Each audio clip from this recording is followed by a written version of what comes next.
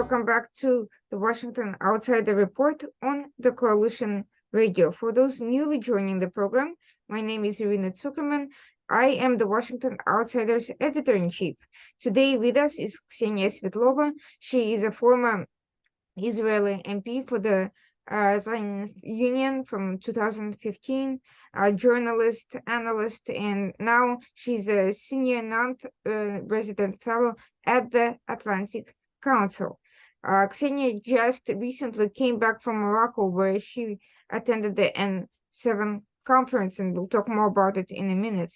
What we'll be discussing today, a very major development, and it's not Morocco's amazing performance in the World Cup, but another different role that Morocco is playing, which is that it's also the first African country to be providing military aid to Ukraine per an agreement with the United States. And we'll talk about this effort due to Ksenia's involvement in Ukraine-related issues and the context. Before we begin, Ksenia, if you could tell us a little bit about yourself, your research, your work, and of course the conference that you just attended. Thank you very much, Irina. Thank you so much for this privilege to being on your show. So a little bit about me. I was born in Moscow, and my family immigrated to Israel when I was a teenager. So I grew up in Jerusalem. I studied Middle Eastern Studies, and I was an Arab Affairs correspondent for Channel 9, Israeli channel in Russian language for many years. And in 2015, I was elected to office in the Zionist Union alliance. It was back then the opposition to the Likud and Netanyahu's party. I was sitting in the Foreign Affairs and Defense Committee, as well as Aliyah and Absorption. I think both of them have the most strategic relevance and importance to Israel, of it being, of course, country of immigrants.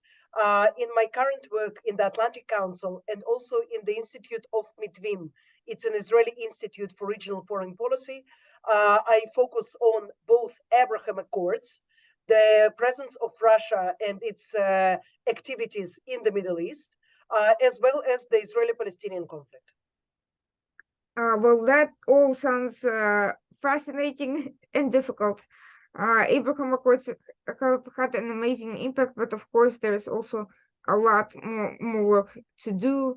There's been a concern about insufficient people-to-people engagement, not so much on the part of Israelis, but on their Arab counterparts, particularly in UAE. With Morocco, there's more of a relationship due to historic and cultural ties, but in the Gulf, we're still seeing a bit of a struggle. And the Israeli president had visited Bahrain recently. There's also been a visit to UAE precisely to address this issue. And the N7 conference in Morocco also touches on that. Could you tell us a little bit about your experience there? Yes, thank you for this question. Well, the N7 conference that was dedicated to the issues of education, which is, of course, key to everything, key to normalization, key to understanding of each other. So basically our task, along with our colleagues that came from all N7 countries, this is the concept that developed after the Negev Forum Summit of the Ministers of Foreign Affairs that took place in Israel roughly 8 months ago. The only country that at that time did not send representation was Jordan, but after that it did join the format and agreed to continue consultations. The next round of these consultations is scheduled for January 9 in Abu Dhabi. I do not know if it really will take place. We still do not have a government in Israel, and we do not know who will take the office in the end of the day of the Foreign Affairs and also Ministry of Education. Everything is vague. In any case, our task as the supporters of N7 and as the experts on education, normalization, and coexistence was to give our common recommendations to the respective governments in terms of changing the curricula, working out some extra curriculum activity for the students from the N7 countries to get them together, to introduce them to each other, to talk about things that connect between us, but also about things that divide us, because this is not a less important task. Yeah, I can tell you that during the conference, which was also honored by the president of the American ambassador in Morocco, we also touched the issue of the Israeli-Palestinian conflict. And since you mentioned the Mondial and the amazing performance of Morocco, I was there when they beat Portugal, and it was like unbelievable. The celebrations just went out all night. But we also remember that the Moroccan team raised the Palestinian flag. So even if it seems from the Israeli perspective, as we already live in some kind of past conflict, past Israeli-Palestinian conflict reality, this is really not the case when you talk to your peers in their countries. And it was evident during the Mondial, of course. So it will be an interesting challenge right now with the new Israeli government to really see how it all develops and how the N7 partners will react to the domestic Israeli developments. Meaning, of course, that the upcoming of the right now is what it seems the most right-wing Israeli government in a long, long time. Indeed, the Israeli-Palestinian conflict still has a great deal of sentimental concern for Arab populations who, for decades, have been educated and indoctrinated, one could say, to believe that it's the central of conflicts in the Middle East. But now, with the proliferation of civil wars and conflicts affecting Arab populations in the Middle East, from Yemen, Syria, the situation in Iraq, and of course the treatment of the quasi-Arabs by Iran, one would think that at the very least, in addition to the Palestinian cause, they would also be expressing support for the civilians in those countries. I'm curious to see that there is still not of the elevation of these issues, and the Palestinian issue remains the only humanitarian and political concern on a popular level. So, but I'm not very much surprised about this because, as we saw in Qatar, you were really not allowed to bring flags of the countries that do not participate in Mondial, Mhm. except Palestine. Okay, so this issue is truly it's emotional issue. It's not the only issue on the agenda, and yet I can tell you that since the government also, some governments also kind of channel their citizens and the guests to express their support to specifically Palestinian, issue, and not to, for example, the people of Syria or people of some other country that are suffering from dictatorship and are being slaughtered right now. Therefore, for example, you saw in Qatar much more Palestinian flags than you did of, for example, I don't know, Ukrainian flag. Although I'm pretty sure that there were people who wanted to wage the Ukrainian flag and to show solidarity, at least from the Western world. But they were not allowed to do this, to do so. So the visibility indicates on many issues. First of all, the conflict it's not over; it's there, and it's going actually now to the very dangerous stage of tension and perhaps another wave of terrorism that can erupt at any time here in Israel. The second issue is, of course, the interest of specific countries. Qatar is, of course, a very clear case of this. The country wants to wage this issue among all else and to show that it's still a partisan of the Palestinian struggle. Well, then of course you will see more visibility to supporters of the Palestinian case and the Palestinian flags. And of course, we have seen this surprise by many Israelis because, on the one hand, the World Cup has allowed Israel and Qatar to establish short-term engagement over logistics concerning the games and military and security cooperation. But on the other hand, Qatar has played up the Palestinian issue. It has not taken any action to prevent harassment of Israeli journalists. And of course, it has gone back on a number of its promises it used to encourage people to attend the games, including cooked kosher food and public prayer. So we are seeing that at the very least, Qatar is very good at using PR to generate attention, but not necessarily so great in following up on its promises. And as for terrorism, we have seen disturbing escalation in Israel in recent months. And unfortunately, we do not see any political movement from the international community to put pressure on those who support extremism. In the meantime, getting back to Morocco, Morocco is playing a very interesting role because on the one hand, Morocco is the head of the Al-Quds group, and it has been at the forefront of providing humanitarian aid to the Palestinians through the years.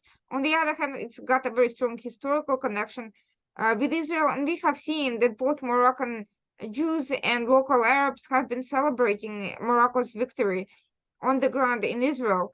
Um, Perhaps the types of celebrations were a little bit different, with Moroccan Jews just basically hanging out in bars, and there's been some incidents with the police in some of the Arab areas. But nevertheless, the spirit was definitely there. So Morocco is in this geopolitical situation where it's got credibility with both sides, and we have not seen effort from the Palestinians to kind of disassociate from Morocco on the basis of their relations with Israel, the way we have seen a backlash against the UAE, in particular, and to a less extent, Bahrain.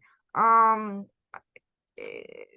the question is, of course, can Morocco channel that in a balanced direction to prevent accusations of bias, as we have seen at the games, and but at the same time to kind of use it to bring closer to bring the parties closer together. We have seen that Morocco played an intermediary role earlier this summer with the Allenby Bridge negotiations.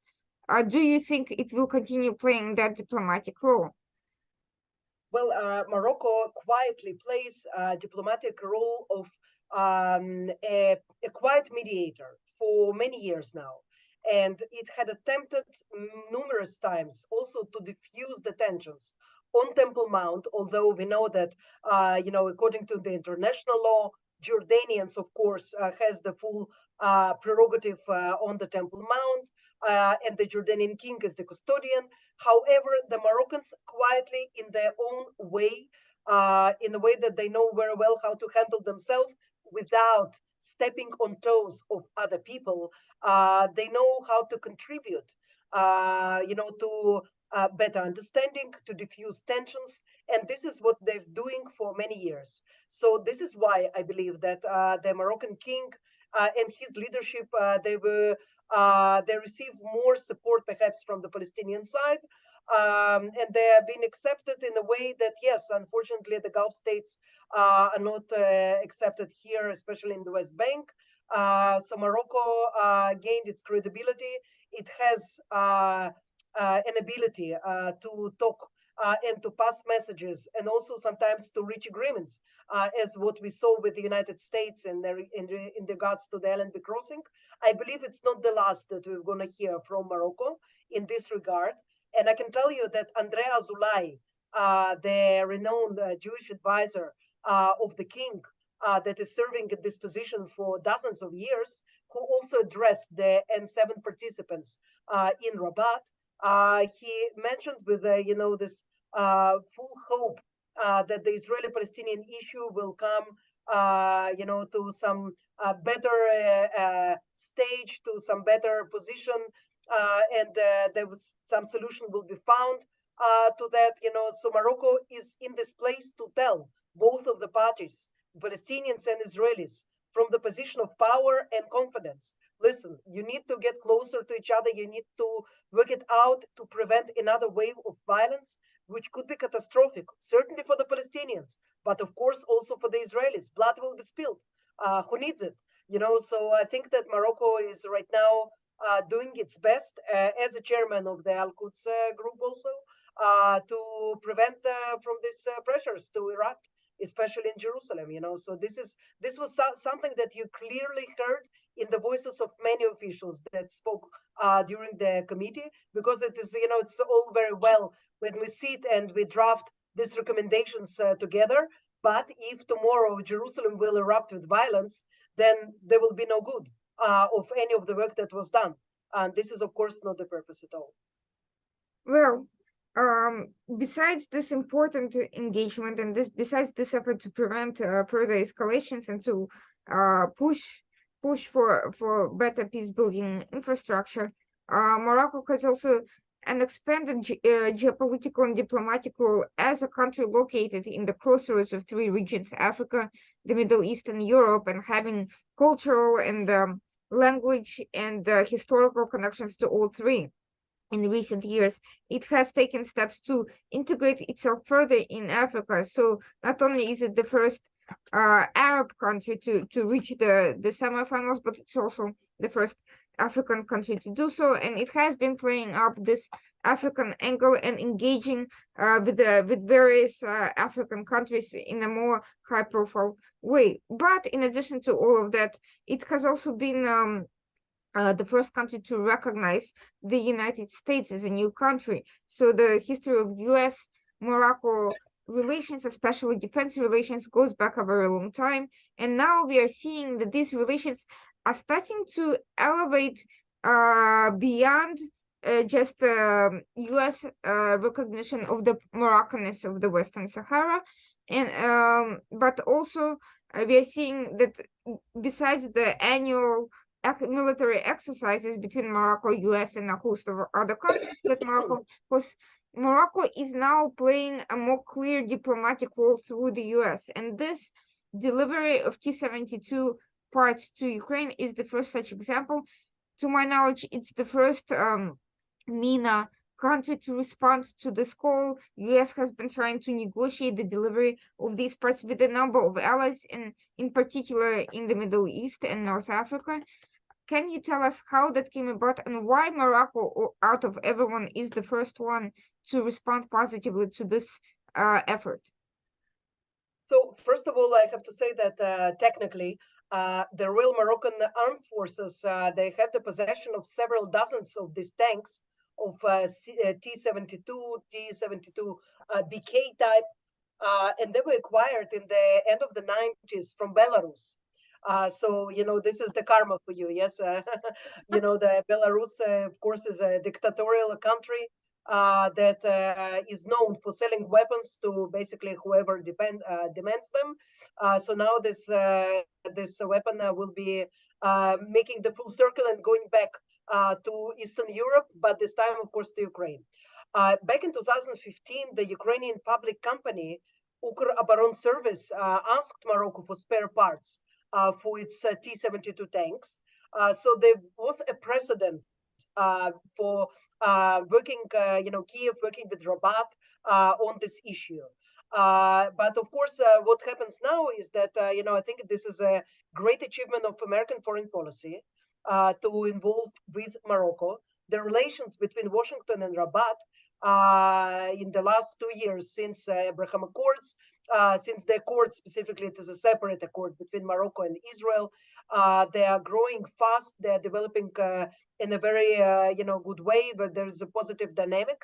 And I think that this agreement, while every weapon that arrives Kiev is important, it's at the same time we understand that it's not a game changer. Yet at the same time, I think that what is unique about this is the strength of the American foreign policy that we are talking about. This is the first African and the first Arab country that goes open and supplies weapon of this kind to Ukraine. It might not be the last country, but I think why Morocco was the first is because basically because of the strength of its relations with DC.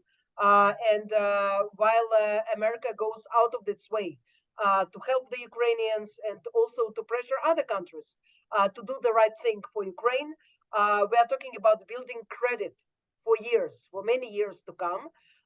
This is, by the way, something that is slowly but also happens in Israel, that was extremely reluctant to even discuss the issue of supplying weapons. And as we read in Haaretz report a couple of months ago, apparently supplied some, it was called defense elements to Ukraine, also under the pressure of the United States.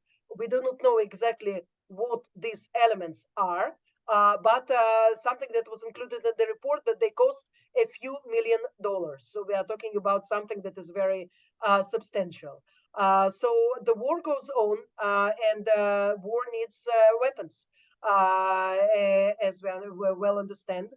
So I think that the United States will keep pressuring many countries, as well as many countries, to do the right thing for Ukraine. Morocco is there, and I can tell you that we'll enjoy certainly the credit of the goodwill of the United States on many other issues, whether it's regional issues, economic support that Morocco needs today so much. The economy is not doing wonders this day, and the recession is obvious. It's coming to many countries in the world, specifically to MENA region. And you can only say, good work, US, good work, Morocco. Interestingly, speaking of crisis, Morocco has been one of the few countries that can provide the alternative to the fertilizer shortage that we are finding ourselves with as a result of the war. So that has not been nearly played up, but that is one of the advantages that they have. But on the other hand, food, other things are expensive and difficult, and we can see that all of the developing countries have been hit very hard from that perspective, and the situation is not likely to ease up anytime soon due to a proliferation of assorted economic crisis, energy, agricultural, and so forth.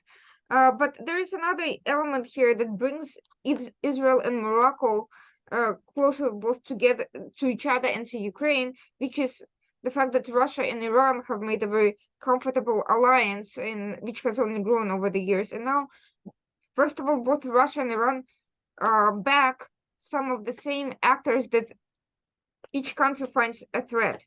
Russia has been closely aligned with Algeria and South Africa, which are now, from everything I'm hearing, are providing various types of support for the Russian invasion. And Iran has been very close to those two countries as well, and has been training, arming through Hezbollah, Polisario, a separatist group closely affiliated to Algeria that has attacked Morocco repeatedly in recent years with increasingly more sophisticated weapons. So we are seeing Iran's involvement and its use of various conflicts for its own interest to weaken pro-Western states. And that is also apparently the reason that's helping shift the mindset inside Israel, as Russia is losing ground in Syria and becoming weaker. Iran is gaining from that. It's gaining ground, it's gaining strength, and is gaining political acumen from selling weapons to Russia. Where do we see all of this going? Morocco's interest in this matter, Israel's security interest, and the larger geopolitical picture as a result of this alliance. Well, I believe that even prior to the war in Ukraine, the strive of Iran to hegemony in the region was a fear factor for many countries, not only Israel. However, Israel was definitely the most threatened country, directly threatened by Iran and by its murderous regime. Now, when everything became very crystal clear in regards to Syria. And by the way, many Israeli experts never had any illusion that Russia is about to banish Iran from Syria. There were just no such illusions. We knew that they were working in layers. The upper layer is Russia and its air force that was pounding Syria and destroying its cities. And the down layer is, of course, Iran with its militias, Hezbollah and Zainabiyun, Fatemiyun, and all of the other murderous groups that are working in Syria. Whether Russia is strong or not, Iran is about to remain in Syria for many years. It's building there its infrastructure, and it now has a powerful base in the Arab Middle East, and it's found itself much closer to many countries in the region, specifically Jordan. Jordan feels much more threatened by Iran today than it ever had before in the past. And it's very vocal about it, so you have another member to this anti-Iranian camp in the Arab Middle East and Israel, of course. And Morocco, yes, due to also, the armament that is coming for years now. It's not a new thing that they receive some training and support from Iran and Hezbollah, in the Western Sahara. But also I think about, because of the, this very clear change in the camps in the Middle East. You have you now have to choose, basically. Yes, this is something of the countries are being a little bit slow to do, or reluctant to do, because they still think that you can play, basically, yes, with both of the countries, but you really can't, due to this unusual circumstances of Putin's war against Ukraine. You can be neither in Russian camp or in American camp. You cannot really be in both. I think that more countries in the MENA region will find out the difficult way, that Russia is not friend of them. Russia is being cooperating with Iran forever. They did not always see eye to eye on everything. This is correct. Sometimes they also compete. Sometimes they also have grudges among each other. But it doesn't mean a thing in regards to Russia's commitment to any of the Arab countries here in the region. So I think that for Morocco, it clearly says that they do not believe to Russia. And not so long ago, the Russian spokesperson of the foreign ministry, Maria Zakharova, expressed hope that the countries that will win in the Mondial would not be from the enemy camp. And then she meant that Argentina and Morocco. Okay, so now we have to wipe out, Morocco also, because Morocco also basically agreed to supply weapons to Ukraine. So I think that this was the right decision. This is the decision that also needs to be done also by Israel, and also by some other, countries here in the region that are being considered partners of the United States for many years, and they do belong in the American camp, certainly not in the Russian camp. I know that, although there were hopes, for example, in Saudi Arabia, for commercial cooperation, economic cooperation with Russia, if you look at the, MOUs that were signed in 2015 during the visit of King Salman to Moscow, then you see that, well, not much of this realized in the end of the day. And the same is with Egypt, so the same is with the Emirates. So I think that in the end of the day, Morocco sets an example here very bravely, very boldly. And let's hope that also the rest of the Middle East will come to the same conclusion in the end of the day. We should also remember a very recent incident involving a prisoner exchange, which included a number of Americans, British citizens, but also a Moroccan, who were all captured in Ukraine. A number of Moroccans have studied in Ukraine as well as in Russia, and have married to local citizens. That did not prevent Russia, the fact that some of the Moroccans live in Russia, from capturing one person in Ukraine and actually threatening to execute him. That was followed by Morocco's private entreaties from that person's family members, until eventually that exchange mediated by Saudi Arabia successfully concluded. But we should certainly remember that Russia will have no sentimental value in anybody from anywhere, even if they had, financial interests in those countries previously. They will not hesitate to do what they think they want to do, what they want to do with them, no matter what background they are from. Yeah. That brings us now to kind of an awkward situation right now, because, as you have said, Russia has tried to approach a number of Middle Eastern countries.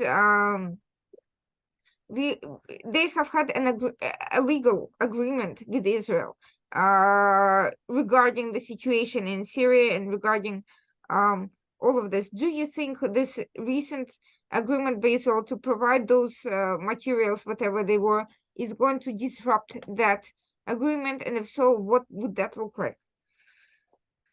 You can never, of course, know how Russia can react to various steps and various actions. However, it seems to me that Russia is not in a position today to, let's say, open another front in the Middle East in the midst of the war that it's obviously losing on the ground in Ukraine.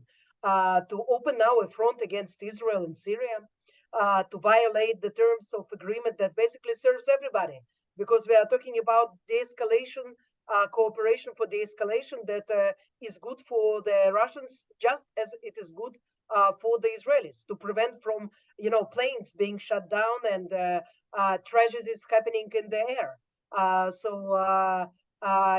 of the threats that are being made in regards to Israel since the beginning of the year, and we heard them even before the war erupted in 24th of February. There were flights over the Golan Heights, and there was display with the GPS signal to try to make the Israeli activity of Israeli radars go a little bit weaker. This all happened in January, for example, right? Yes, the Russians would prefer that Israel would certainly, be neutral or even take pro-Russian side. I think this was something that expected before the war. Since it didn't happen this way, I think that now there is this perhaps belief that the new government, that it was not sworn yet, it's not formed yet, but I think that there is, in the end of the day, there will be a government led by Benjamin Netanyahu, whom Putin knows very well. I think that there is some hope that perhaps Netanyahu, even if will not be overtly pro-Russian, then he perhaps will be more neutral than Lapid. Then I think certainly now, when there is this time of waiting to whatever will happen in Jerusalem, Russia is inclined not to worsen their relations. And you can see it clearly with this sham trial of the Jewish agency in Moscow that's been postponed time after time. It was postponed and again, and nothing really, happens in this regard. The Jewish agency is now, of course, being crippled, and it cannot work out its educational programs as it used to do before. But at the same time, they could just close it by the court order, and that would be the end of that. They are not doing it because they are waiting for this Netanyahu government. I think that they're about to, again, it will be unpleasant surprise because no government, Netanyahu or not Netanyahu, in Israel today, will be able to, or willing to go against the international sanctions, the financial restrictions, and Israel follows them in a meticulous way, even though it doesn't have sanctions of its own. I think that there is some time right now that Russia is willing to give to the formation of the government and the new government to come. And then I think we're about to see perhaps more of its reaction. It will be almost 1 year of the war. And let's see how things will develop.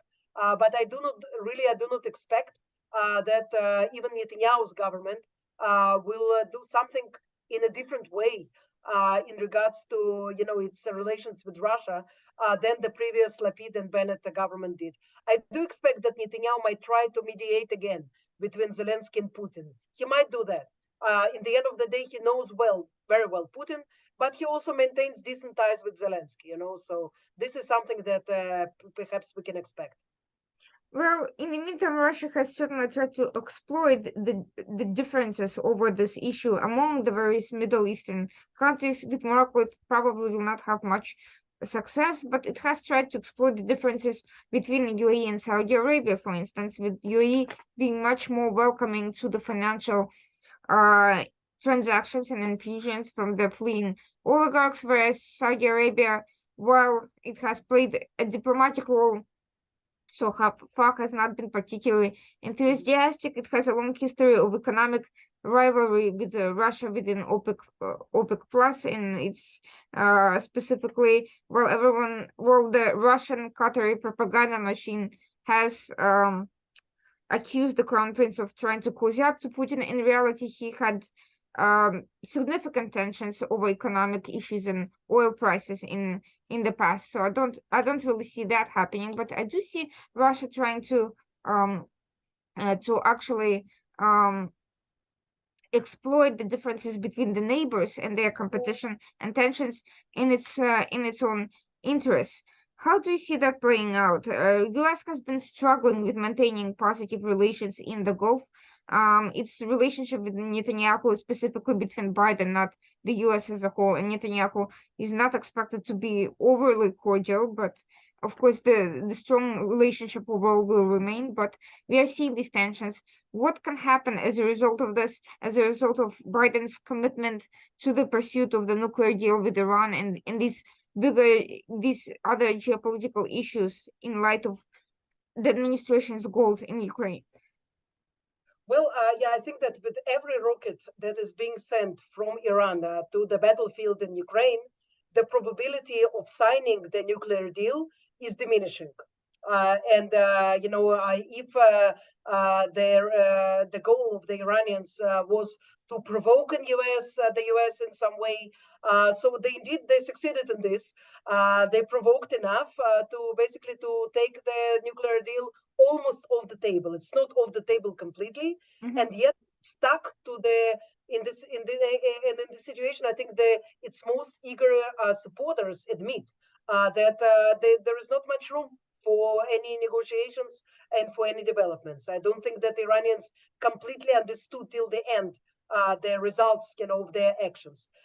If they did, it clearly means that they are not about to sign any agreement with any American administration whatsoever, and they have just one goal in mind: to keep the cards open and to continue, growing the nuclear capabilities slowly, step by step, not by just this fast advancement, but what they were doing basically all along, with agreement or without it.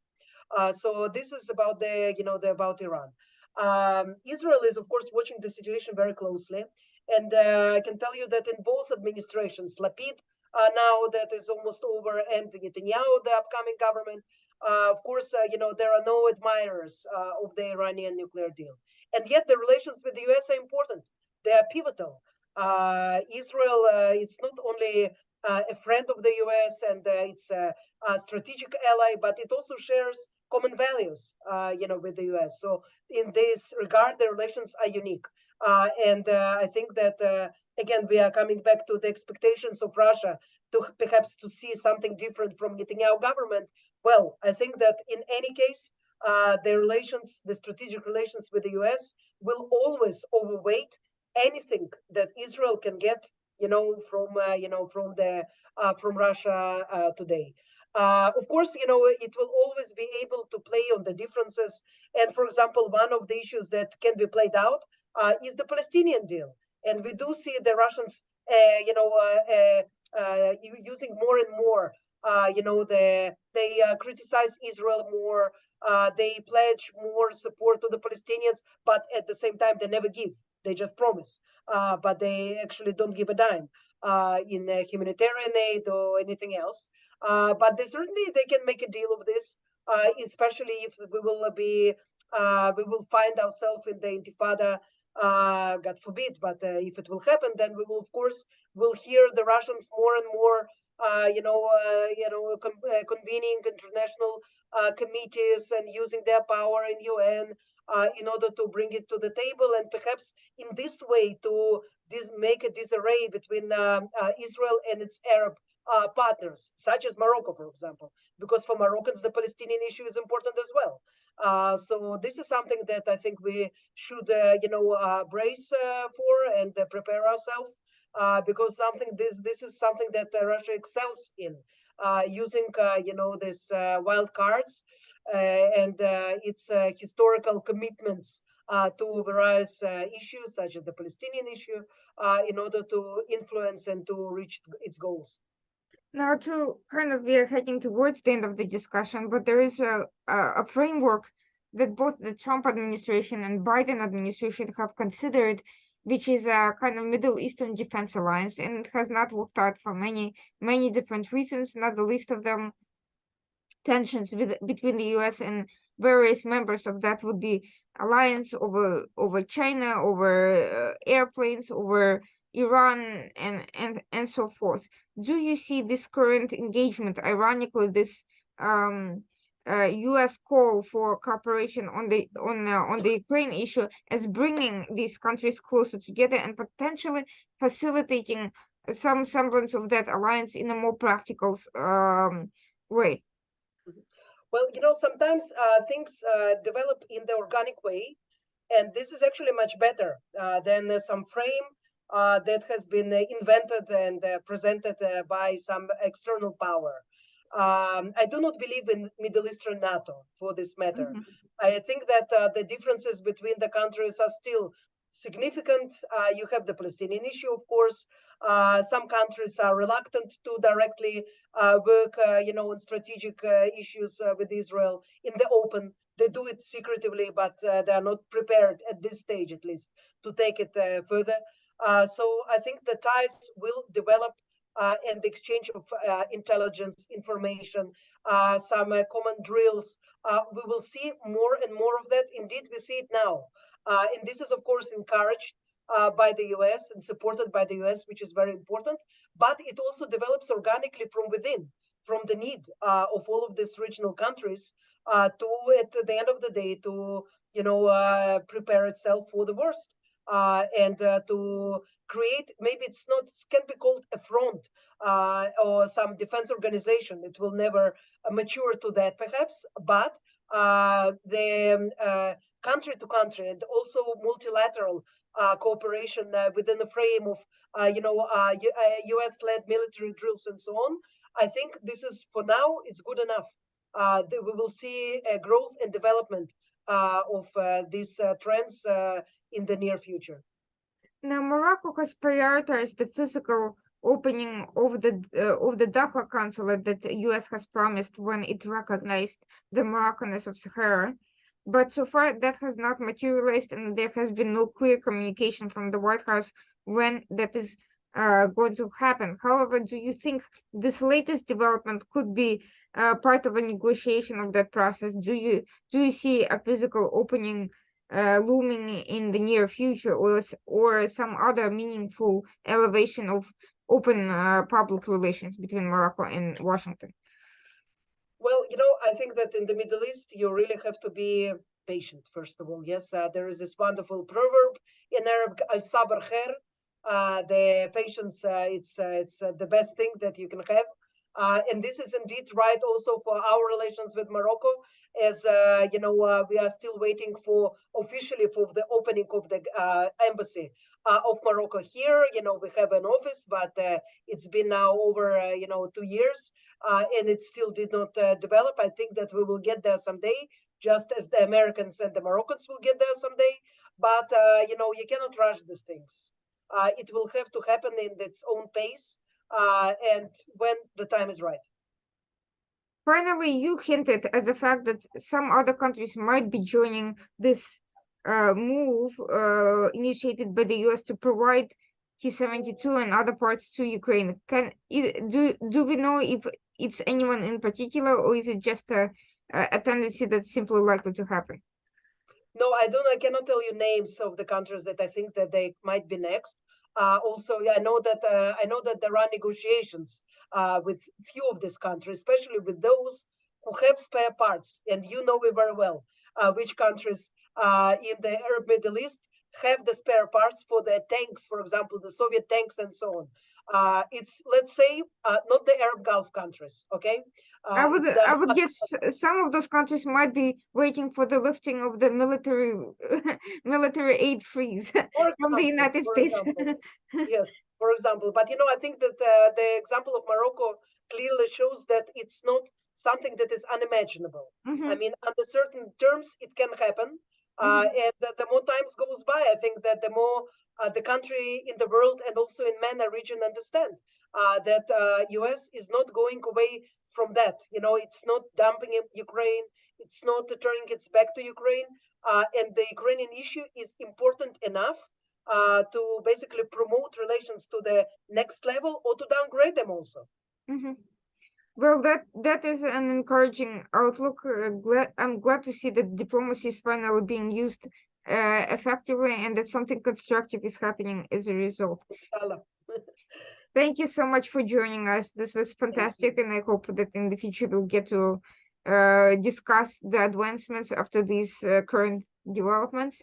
For those watching the program, we just had Ksenia Svetlova discuss the latest developments on defense on Morocco being the first African country, the first Arab country to provide military aid to Ukraine.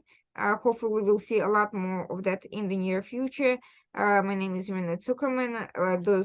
For those who just watched this program for the first time, we'll be back. The Washington Outsider Report. We'll be back next week, Tuesday nights at 9 p.m. as usual. Please tune in. Thank you so much. Thank you for joining. Thank you. Bye-bye. Bye.